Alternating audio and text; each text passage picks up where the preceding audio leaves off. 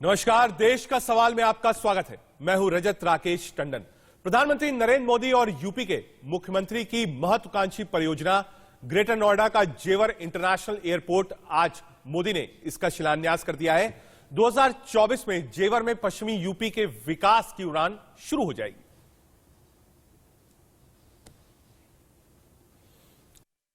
कागजों पर लकीरें खींच दी जाती थी, लेकिन प्रोजेक्ट्स जमीन पर कैसे उतरेंगे, अड़चनों को दूर कैसे करेंगे, धन का प्रबंध कहां से करेंगे, इस पर विचार ही नहीं होता था। देरी का ठिकरा दूसरों पर फोड़ने की कसरत होती थी,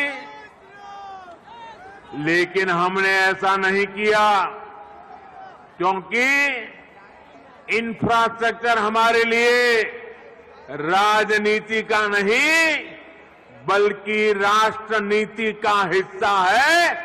भारत के उज्जवल भविष्य की एक जिम्मेवारी है। गन्ने की मिठास को कुछ लोगों ने कड़वाहट में बदल करके यहां पर दंगों की एक जो श्रृंखला खड़ी की थी, आज ये देश के अंदर एक नया द्वंद्व बना है कि देश गन्ने की मिठास को एक नई उड़ान देगा या जिन्ना के अनुयायियों से फिर दंगा करवाने की शरारत करवाएगा। आज आदरणीय प्रधानमंत्री जी का आगमन पश्चिमी उत्तर प्रदेश के विकास को एक नई ऊंचाई तक पहुंचाने की दिशा से इस नोएडा इंटरनेशनल एयरपोर्ट जेवर के शिलान्यास कार्यक्रम में उनका सानिध्य हम सबको प्राप्त हो रहा है। भाइयों बहनों, ये बहुप्रतीक्षित क्षण पश्चिमी उत्तर प्रदेश के लिए अत्यंत महत्वपूर्ण है।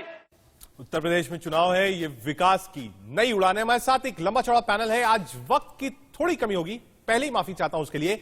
हमारे साथ राजेश चौधरी जी होंगे, प्रवक्ता भारतीय जनता पार्टी की ओर से। आईपी सिंह साहब हैं, प्रवक्ता समाजवादी पार्टी की तरफ से। हमारे साथ विभाकर शास्त्री जुड़ेंगे कांग्रेस की तरफ से, और संदीप चौधरी होंगे आरएलडी का पक्ष लेने के लिए। सबसे पहले आईपी सिंह साहब, आपसे शुरू करता हूं। आज प्रधानमंत्री ने साफ कहा कि पहले माफियाओं की बात होती थी, पहले बात होती थी कि विकास का कोई काम नहीं होता, और क्षेत्र जो था वो चिन्हित था कि जहां विकास का काम होगा। अब पूरे उत्तर प्रदेश का विकास हो रहा है, नया एयरपोर्ट बन रहा है। उन्होंने बताया कैसे पूरा पश्चिम उत्तर प्रदेश इस एयरपोर्ट से जुड़ेगा, और साथ ही साथ यह भी कहा अब इंटरनेशनल फोरम पे यूपी को पहचान मिल रही है। आईपी सिंह साहब, 1 मिनट में अपना जवाब दीजिएगा।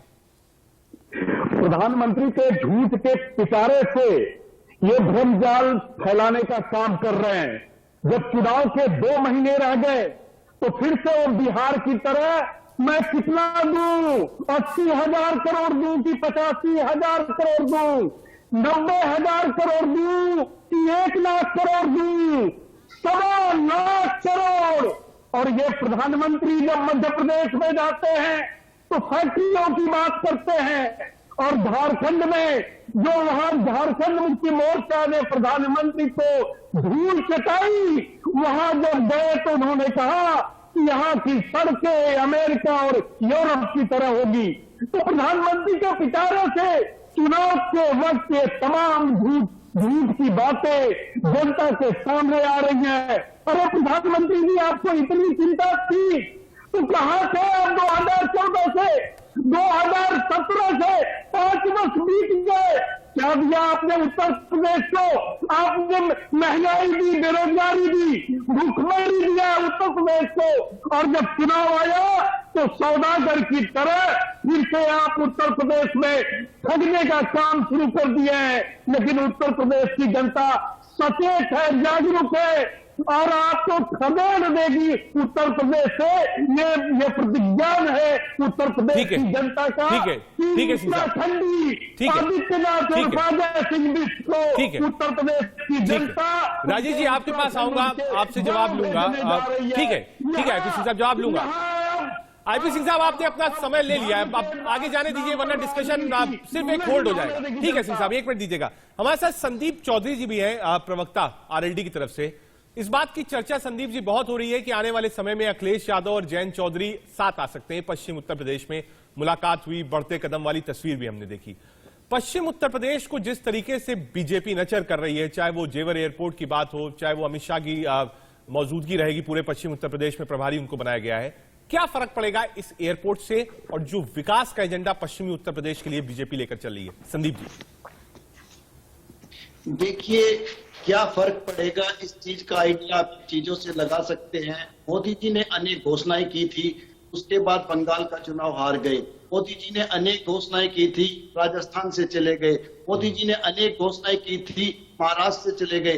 मोदी जी ने दिल्ली को भी बड़े बड़े सपने दिखाए थे, लेकिन दिल्ली में भी सरकार नहीं बना पाई, क्योंकि मोदी जी अपना विश्वास खो चुके हैं। मैं आपको एक चीज पूछना चाहता हूं, आप मुझे आजादी से लेकर अब तक कितने प्रधानमंत्री में किसी भी एक प्रधानमंत्री के दो झूठ नहीं गिना सकते, इवन एक झूठ नहीं बता सकते। और आज जब हम आज के प्रधानमंत्री की बात करते हैं तो झूठों का पुलिंदा हो जाता है, और बाद में देश के गृह मंत्री आकर कहते हो तो इलेक्शन का टाइम था और वो एक जुमला था। तो उस जुमले पर हम कैसे विश्वास करें? जिस तरीके से राजा महेंद्र प्रताप की यूनिवर्सिटी बना दी गई, संदीप जी, जो एक एयरपोर्ट बन जाएगा। संदीप जी, एक छोटा सवाल, एयरपोर्ट की जो खुशी है, हाँ। इस एयरपोर्ट की खुशी आज अडानी के घर में मन रही है, उनके घर में जरूर मिठाइयां बट रही है, क्योंकि उनके बच्चे कह रहे हैं कि पिताजी एक एयरपोर्ट और हमें मिलने वाला है। ठीक है संदीप जी, एयरपोर्ट की बात हो या पश्चिमी उत्तर प्रदेश में जिस तरीके से जाट राजा की बात करी गई, तीनों किसानों कानून को रिपील करने की बात हुई, तो कम से कम ये फैक्टर्स आप मानते हैं राजनीतिक तौर पर जब आदमी वोट देने जाएगा पश्चिम उत्तर प्रदेश का, तो ये तीन चीज उसके दिमाग में आएगी कि नहीं आएगी? संदीप जी,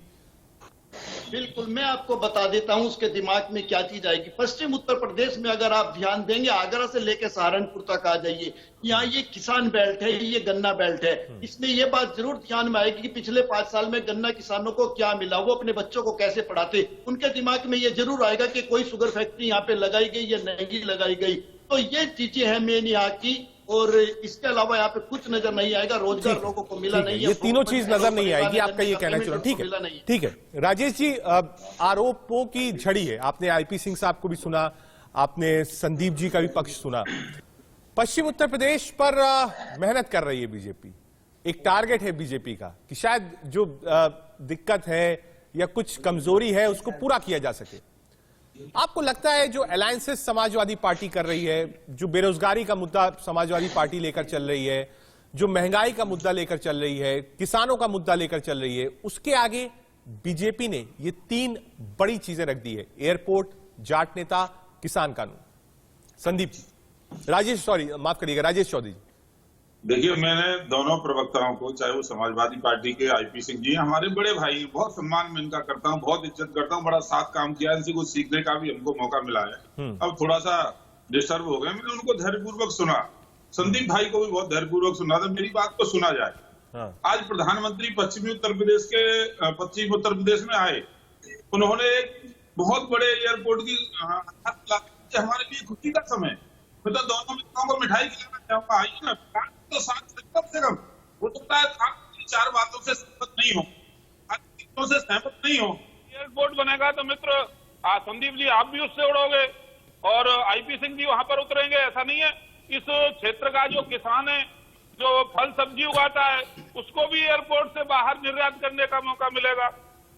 किसी एक आदमी के लिए एयरपोर्ट का निर्माण नहीं हो रहा, वो जनता के लिए हो रहा है। आपको माहौल देखना है तो पूरे पश्चिमी उत्तर प्रदेश के अंदर जाओ, आज नौजवान खुशी से झूम रहे हैं, मोदी मोदी चिल्ला रहे हैं। वो कब से सपना था, ये आईपी सिंह जी तो ले गए थे उसको फिरोजाबाद, कभी ले जा रहे थे सैफई, कभी ले जा रहे थे इलाहाबाद। ठीक है राजेश जी, नहीं कर पाए। राजेश जी सुनिए, राजेश जी, एक छोटी सी, राजेश जी मुझे बात, मैंने सुनाया आपको, मेरी बात पूरी होने दीजिए। मैं सिर्फ ऐड ऑन कर रहा हूं, आपकी बात पे ऐड ऑन, आप ही बोलेंगे और कोई नहीं बोलेगा। उन्होंने अपनी बात रखी, आप बोल, मैं ये कह रहा हूं क्योंकि इसको भी ऐड ऑन करिए। जो छोटे छोटे दल हैं, जो अलायंसेस पिछली बार बीजेपी ने करी थी, वो अलायंसेस इस बार अखिलेश यादव कर रहे हैं। हम डेली देखते हैं कि छोटे छोटे दलों से वो मुलाकात करते हैं, सीट फॉरवर्ड पे बात करते हैं, सीट शेयरिंग पर बात करते हैं, कास्ट इक्वेशन को ध्यान रख रहे हैं। एक तरफ आपका चेहरा है, एक तरफ आपका विकास मॉडल है, और दूसरी तरफ अलायंसेस है अखिलेश यादव का। राजेश जी, देखिए उसी बात पे मैं आ रहा था, आपने बहुत अच्छा क्वेश्चन किया है। अखिलेश यादव जी 4.5 साल तक तो अपने महल से बाहर निकले नहीं, उन्हें समय नहीं था कि जनता के बीच जाकर के जनता के दुख दर्द में शामिल हो सके। जब चुनाव आ गया सर पे तो घर से बाहर निकले, तो उन्होंने वहां जाकर के देखा कि समाजवादी पार्टी तो साफ है, कहीं कोई कुछ है ही नहीं, तो उन्होंने फिर क्या किया, कमजोर आदमी दूसरे को साथ लेता है, ताकतवर आदमी के साथ तो खुद जुड़ जाते हैं लोग आकर के। उन्होंने देखा कि हम तो कहीं टिकेंगे नहीं बीजेपी के सामने। संदीप जी मुझे बोलने दीजिए, आपने किस लिए साथ लिया? संदीप जी मैं आपके विषय पर आ रहा हूँ, आपको समय मिलेगा बोलने का, आप डिस्टर्ब मत करिए, आप डिस्टर्ब मत करिए, सुनिए मेरी बात को। रोकूंगा नहीं मैं ज्यादा डिस्टर्ब करूंगा फिर आप सुनिए ना। एक मिनट में संदीप जी बात पूरी कर लें दीजिए। समय मिलेगा आप बोलिए उसमें। ठीक है, अब आप कंक्लूड करिए राजेश जी। चौधरी जी की कर रहे थे, मैं कहता हूं मुलायम सिंह यादव जी समाजवादी पार्टी के नेता थे। उन्होंने न तो कभी राजा भैया के खिलाफ प्रत्याशी उतारा, उन्होंने सोनिया गांधी के खिलाफ प्रत्याशी नहीं उतारा, पर चौधरी अजीत सिंह को जरूर हरवाने का काम किया। आप याद करो 1989 का वो दर्द आज भी इस क्षेत्र के किसान भूले नहीं है, जब मुलायम सिंह यादव जी ने चौधरी अजीत सिंह को मुख्यमंत्री के रूप में पराजित किया था। आज भी हमको याद है, आज भी वो इस क्षेत्र के मन में दर्द है। और आप देखिए ना चौधरी अजीत सिंह का बयान देखिए, उन्होंने कहा मुलायम सिंह यादव इस देश में सबसे भ्रष्टाचारी नेता हैं। तो अब कैसा चमत्कार हो गया, मैं तो जयंत जी पे ये देख रहा हूं, अब वो बेचारे मारे फिर रहे इधर उधर। अरे हमारे साथ भी वो आए थे 2 बार, ठीक है, हमने भी ठीक है, सिंह साहब रिस्पॉन्ड कीजिए। ठीक है राजेश जी, सिंह साहब रिस्पॉन्ड कीजिए। एक तरफ ये विकास का मॉडल है, एक्सप्रेस हाईवे है, जेवर एयरपोर्ट है, लोगों का मॉडल है, दूसरी तरफ समाजवादी पार्टी का अलायंस है। तो क्या माना जाए कि विकास वर्सेस ग्रैंड अलायंस की लड़ाई है यूपी में इस बार? देखिए, चुनाव का वक्त है, इसलिए मोदी के पिटारे से ये झूठ के वादे निकलेंगे। लेकिन चौधरी साहब के पोते श्री जयंत चौधरी साहब जब दलित की बेटी को रात के अंधेरे में सामूहिक रेप के बाद जलाकर उन्हें मार दी गया, उसकी मौत हो गई, जब उसे जलाया जा रहा था, जब वो प्रतिकार करने हाथरस पहुंचे, उसके गांव पहुंचे, तो योगी की पुलिस ने घेर कर उनके पोते को मारने का काम किया। अगर उनके कार्यकर्ता चारों तरफ से नहीं चौधरी चरण सिंह जी तो आईपी सिंह जी कहते थे राजनीति में परिवारवाद नहीं होना चाहिए। नहीं सिंह साहब, ठीक है, एक मिनट राजेश जी, एक मिनट सिंह साहब, बड़ा सवाल ये है, एक मिनट राजेश जी, एक मिनट सिंह साहब, सिंह साहब ये बता दीजिए, एक बात पूछ लीजिए सिंह साहब, एक सवाल तो सुन लीजिए, आप ही से पूछ रहा हूँ। अजय सिंह भी सूर्य आदित्यनाथ का चेहरा, सिंह साहब एक सवाल तो सुन लीजिए। सिंह साहब, ये जो एयरपोर्ट की नींव रखी गई है, इस एयरपोर्ट से क्या वेस्टर्न यूपी में बीजेपी एक माहौल बना पाएगी? पहला, क्या आपको लगता है इस एयरपोर्ट की नींव का मैसेज पूरे वेस्टर्न यूपी में होगा? सिंह साहब, क्या इस एयरपोर्ट से कोई फायदा होगा बीजेपी को? वेस्टर्न यूपी में मैसेज तो होगा, लोग कहेंगे हाँ साहब इतना बड़ा एयरपोर्ट आ रहा है। पूछ लीजिए कि दिल्ली से लेकर लखनऊ तक एक्सप्रेसवे बना हुआ है, इन 5 वर्षों में 2014 जोड़ लीजिए, 2017 की बात अलग करिए, 2014 से जोड़िए, और बताइए कि बीजेपी के प्रवक्ता श्री राजेश चौधरी जी बताएं कि 5 ऐसी कौन सी बड़ी फैक्ट्रियां दिल्ली से लेकर लखनऊ तक लगी है। चौधरी साहब बताइए, राजेश जी 5 बड़ी फैक्ट्रियां बताइए कहां लगी है? ठीक है राजेश जी, 5 बड़ी फैक्ट्रियां आईपी सिंह साहब पूछ रहे हैं, 5 बड़ी फैक्ट्री बता दीजिए कहां कहां लगी है?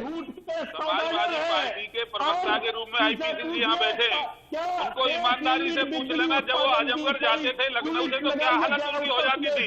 नहीं आज 2 घंटे में आजमगढ़ पहुंच रहे हैं, वो हमने ही तो बनाया पूर्व। नहीं राजेश जी, 5 बड़ी फैक्ट्री पूछ रहे हैं, 5 बड़ी फैक्ट्री बता दीजिए। नोएडा से लेकर आगरा के बीच में 5 बड़ी फैक्ट्रियां कौन सी लगी है बता दीजिए, यही विकास है, और विकास आपको बताना है। सिंह साहब पूछ रहे हैं, बता दीजिए। किसने बनाने का काम किया है? और रायबरेली के अंदर स्टील प्लांट बनाने का अब ये सुनेगा ही नहीं। समस्या तो ये है ना, इसको अपनी बात कह देनी है, दूसरे का जवाब पता नहीं है, प्रॉब्लम है इनके साथ। सिंह साहब जवाब तो सुन लीजिए, आप ही ने सवाल पूछा है 5 फैक्ट्री वाला। सिंह साहब आपने तो सवाल पूछा है कि बताइए 5 फैक्ट्री कौन सी, अब आप जवाब भी नहीं सुन रहे हैं। संसदीय क्षेत्र से लेकर लखनऊ तक NHI पिछले 12 आज सालों पूरा काशी प्रधानमंत्री नरेंद्र मोदी के कारण से जगमगा रहा है चारों तरफ। जिस तरह से काशी का विकास हुआ है पूरी दुनिया देख रही है। आज के काशी एयरपोर्ट को देखिए जाकर के क्या हालत है, काशी के रेलवे स्टेशन को देखिए, मंदिर को देखिए कितना डेवलपमेंट का काम चल रहा है। वहाँ 100 लोग पहुंच जाते थे, अफरा तफरी होती थी। आज लाखों लोग रोज दर्शन करते हैं वहाँ काशी विश्वनाथ में जाकर के। ये हमने दिया है। और सबसे बड़ा जो काम हमने किया है, ठीक है राजेश जी, 1 मिनट दीजिएगा। लॉ एंड ऑर्डर की स्थिति ठीक करना, ये तो खराब करके चलेगा। ठीक है, एक बार संदीप चौधरी जी के पास चलेंगे। संदीप जी, वेस्टर्न यूपी को लेकर बहुत चिंताएं हैं। लोगों का कहना है कि साहब ये जो मास्टर स्ट्रोक प्रधानमंत्री ने चला है तीनों कानून वापसी की घोषणा से, इससे अब किसान और खास तौर से जाट लैंड में जाट थोड़ा सा खिसका है जयंत चौधरी से और विपक्ष से। उसका कहना है कि हमारी जो दिक्कत थी वो सॉल्व हो गई है, हालांकि एमएसपी की प्रॉब्लम है अभी जिस पर किसान डटे हैं। क्या आपको लगता है एक के बाद एक जो बड़े स्टेप्स लिए जा रहे हैं, वो आपको लगता है कि पश्चिम उत्तर प्रदेश में भी माहौल जयंत चौधरी और अखिलेश के लिए बिगाड़ सकते हैं? आपको ऐसा लगता है? छोटा सा जवाब संदीप जी। बहुत छोटा सा जवाब आप चाहते हैं, मैं बहुत छोटा सा जवाब आपको दे देता हूं। 3 कृषि कानून कौन लेकर आया? मोदी जी लेकर आए। वापस किसने लिया? मोदी जी ने लिया। किसानों को क्या मिला? आप बता दो मुझे, किसानों को कुछ 1 रुपए का फायदा हुआ हो तो? जब किसानों को फायदा ही नहीं वक्त हुआ, की थोड़ी कमी है। संदीप जी और राजेश चौधरी जी, आईपी सिंह साहब हमारे साथ थे। हमने समझने की कोशिश करी कि आज जेवर में जिस एयरपोर्ट की नींव रखी गई है, इससे बीजेपी कहां तक पश्चिमी उत्तर प्रदेश में उड़ान पड़ेगी। देश का